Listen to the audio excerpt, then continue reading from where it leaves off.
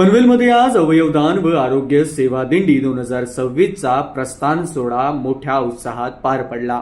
दोस्ती फाउंडेशन मुंबई आणि पनवेल महानगरपालिका यांच्या संयुक्त विद्यमाने आयोजित या कार्यक्रमात अवयवदान जनजागृती बरोबर समाजसेवेत उल्लेखनीय योगदान देणाऱ्या मान्यवरांचा गौरव करण्यात आला। या कार्यक्रमात पनवेलचे महापौर नितीन पाटील, ज्येष्ठ तज्ञ डॉक्टर गुस्ता डावर, डॉक्टर सुभाष साळुंके, केसी लुधिया यांच्यासह वारीत तब्बल 35 वर्षापासून आरोग्य सेवा देणारे वैष्णव चॅरिटेबल ट्रस्टचे विजय कासुर्डे यांना दिंडी पुरस्कार प्रदान करून सन्मानित करण्यात आले। यावेळी उपमहापौर प्रमिला पाटील, स्थायी समिती सभापती बबन मुकादम, अतिरिक्त आयुक्त गणेश शेट्टे यांच्यासह अनेक मान्यवर उपस्थित होते।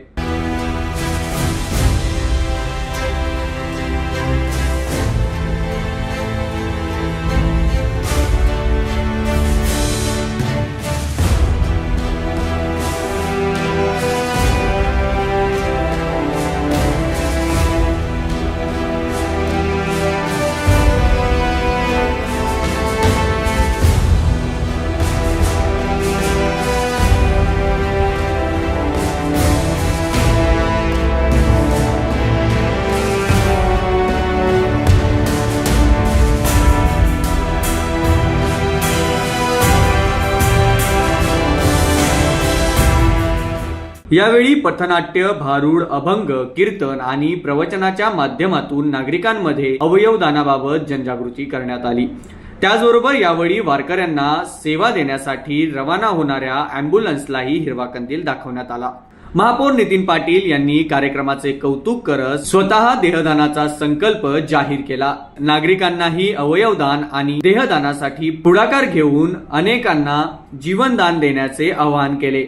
आमदार प्रशांत ठाकूर आणि त्यांच्या पत्नी वर्षा ठाकूर यांनी यापूर्वीच देहदानाचा संकल्प करून समाजासमोर आदर्श निर्माण केलेल्याचेही त्यांनी यावेळी नमूद केले। आज या इथे पनवेल महानगरपालिका आणि दोस्त फाउंडेशन यांच्या संयुक्त विद्यमाने अवयवदानाची जनजागृती याबद्दल आज इथे कार्यक्रम झाला आणि माननीय आमदार प्रशांत ठाकूर साहेब आणि त्यांच्या सुविद्य पत्नी वर्षा वहिनी यांनी सुद्धा देहदानाचा संकल्प सुमारे 2 वर्षापूर्वीच केलेला आहे। त्यांनी तसे अर्ज भरून दिलेले आहेत आणि खरोखरच लोकनेते रामशेठ ठाकूर साहेब यांनी आजवर दिलेल्या देणग्या म्हणजे केलेला दान धर्म आणि तरी सुद्धा त्यांनी दोघांनी देहदान आज म्हणजे करण्याचा जो निर्णय, त्यामुळे समाजाप्रती आमदार प्रशांत ठाकूर साहेब यांनी अतिशय मोठं असं उदाहरण निर्माण केलं आणि आज त्यांचाच आदर्श घेऊन आज मी या कार्यक्रमाच्या जनजागृतीसाठी पनवेल महानगरपालिकेच्या वतीने ज्या नागरिकांना आवाहन करतो की मी सुद्धा देहदानाचा संकल्प सोडलेला आहे, आपणही या देहदानाच्या दिंडीमध्ये सहभागी व्हा,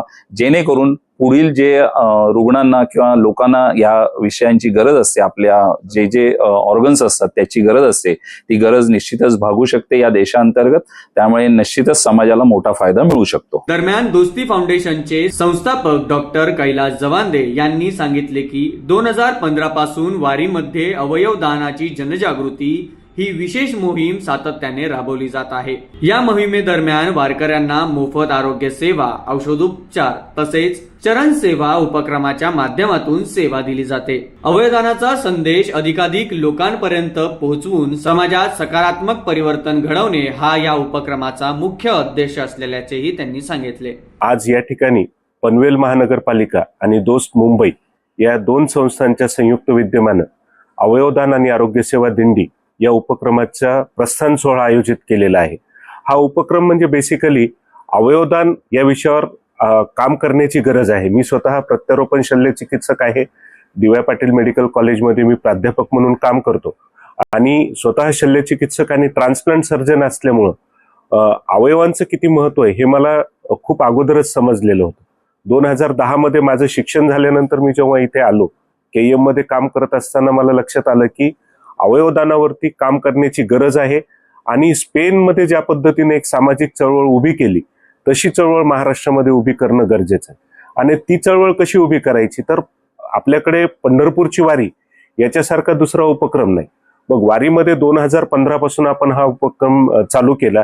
त्याच्यामध्ये आम्ही 30 ते 40 जणांची टीम आमची पंढरपूरच्या वारीमध्ये जाते आणि वारीमध्ये पथनाट्य, भारूड, अभंग अशा लोकांना समजतील अशा माध्यमातून आपण लोकांसोबत चर्चा करतो, वारकऱ्यांना अवयवदानाचं महत्व समजून सांगतो आणि मग ते अवयवदानाचे संकल्प करण्यासाठी तयार होतात, अवयवदान संकल्प करतात.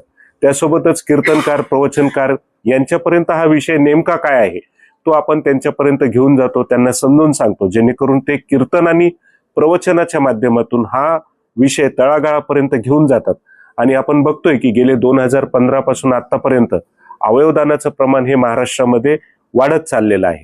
तर ही या उपक्रमाची उपयोगिता आहे. त्यासोबतच वारकऱ्यांना काही गरज असतात, वारकऱ्यांचे बऱ्याचशा छोट्या मोठ्या समस्या असतात, त्या समस्यांचं निराकरण त्यांना आरोग्य सेवा तिथं उपलब्ध करून देणं गरजेचं असतं. ती सुद्धा आम्ही सेवा त्या ठिकाणी उपलब्ध करून देतो. त्यासोबतच चालत असताना वारकऱ्यांचे पाय दुखत असतात, त्यांना वेदनाशामक औषध लावून पायाची मसाज करून चरणसेवा हा कार्यक्रम आम्ही चालू केलेला आहे. चरणसेवा वारकऱ्यांना दिली जाते. याच्यातून आमच्या तरुण पिढीला विनयशीलता शिकवणं हा एक त्याच्या पाठीमागलचा उद्देश आहे. तरुण मुलांना याच्यामध्ये समाविष्ट करून घेत असल्यामुळे आपलं संस्कृती त्यांना समजते. एकंदरीत वेगवेगळ्या अँगलनं हा कार्यक्रम आम्ही चालू केलेला आहे आणि तो यशस्वीपणे चालू आहे. आणि पनवेल महानगरपालिकेचं पाठबळ मिळाल्यामुळं पनवेल नगरपालिकेसोबत यावर्षी हा आणखी भव्य स्वरूपामध्ये हा कार्यक्रम आपण आयोजित केलेला आहे. प्रस्थान सोहळ्यासोबतच गेल्या काही वर्षांपासून आपण दिंडी पुरस्कार सोहळा असा सोहळा सुद्धा सोबत साजरा करतो.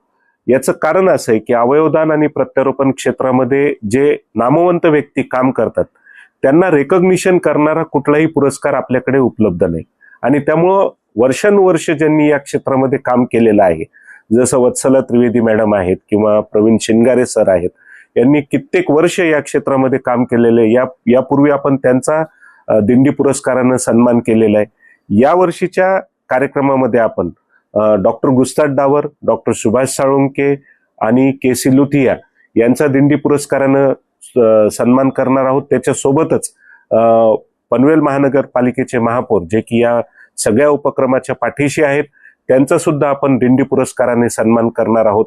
आणि त्यासोबत यावर्षी पहिल्यांदाच पंढरपूरच्या वारीमध्ये आरोग्य सेवा देणाऱ्या वेगवेगळ्या संस्था आहेत. त्यात 35 वर्षापासून आरोग्य सेवा देणारी वैष्णव चॅरिटेबल ट्रस्ट नावाची संस्था आहे.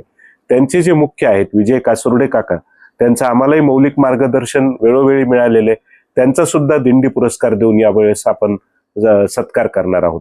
संस्थेचं हे रौप्य महोत्सवी वर्ष आहे.